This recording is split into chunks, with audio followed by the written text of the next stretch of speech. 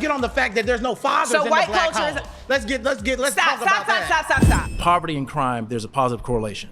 There's also a positive correlation in the black community of absentee fatherism being one of the root causes leading into criminality. Black males that grew up without a father are 10 times more likely to engage in criminal activity. Homes with a father represented 40.7% of all offenders. Let me show you what he did here. This is the same study that he's referencing. If you add 35.5% of prisoners who live with both parents and 5.2% of father-only households, 40.7, which is the number he purposely told women to make it seem like the number was closer than it actually is. Let's do the same for women.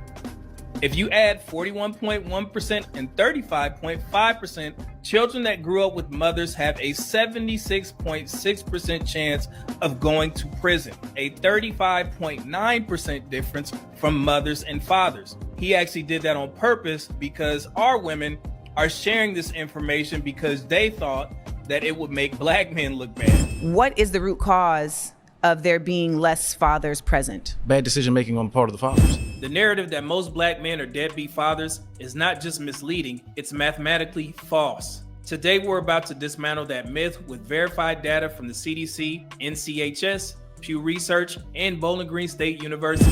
54% of black men have never fathered a child. That's right, the majority. Of the 46% who have fathered children, 55% are co-residential. They live with their children full time, 100%. That means that nearly 80% of black men either don't have children or they actually live with their children 100% of the time. Let that sink in, black community. This completely destroys that tired stereotype that black men are abandoning their kids. I'm pretty sure you probably heard that 69.3% of births to black women are out of wedlock. Number one, and probably the most important, just because you can have a baby, it doesn't mean you should, especially without planning for one or getting married first. More than 72% of children in the African American community are born out of wedlock.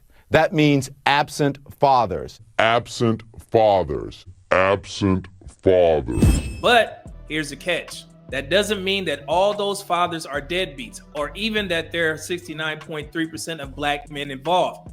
This is a case of mathematical misunderstanding. When you look at it closely, this stat reflects an inverse ratio, a disproportionate number of women having children with a small number of men. In fact, black women have given birth to more children than black men have fathered, both among married and unmarried groups, to the tune of 1 million more children having been born to unmarried black women than unmarried black men have fathered. 645,170 more children have been born to married black women than married black men have fathered.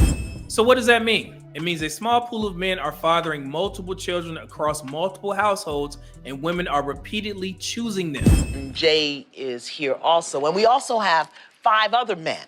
These men collectively have 87 children with 50 different women. With 50 different women.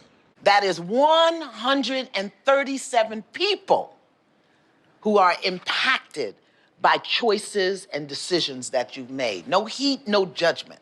And black women are repeatedly choosing them. And I know the next question is, well, what about involvement? CDC studies consistently show that black fathers who are present are the most involved. If you're African American, there's about 1 in 2 chance you grow up without a father in your house.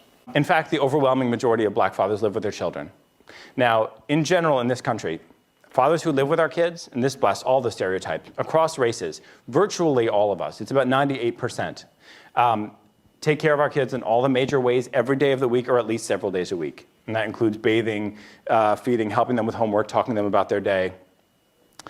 And among that group, black dads are the most involved.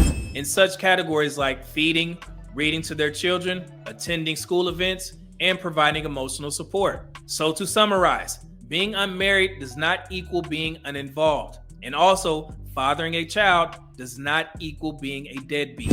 This is not an epidemic of absent fathers. It's a misunderstanding of data and a failure to recognize patterns of selective mate choice. If 54% of Black men are childless and 55% of the fathers live with their kids, then who are we really talking about when we say Black men are deadbeats? We're talking about a very small group of Black men who continue to be chosen again and again.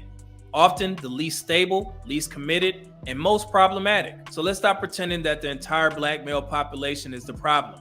The issue is a pattern of mating and reproductive choices that's gone unaddressed in the Black community. Yes, the focus needs to be on Black women and how primitive they mate select. According to the CDC's National Health Survey, 61% of Black women between the ages of 15 to 44 have ever given birth to a child.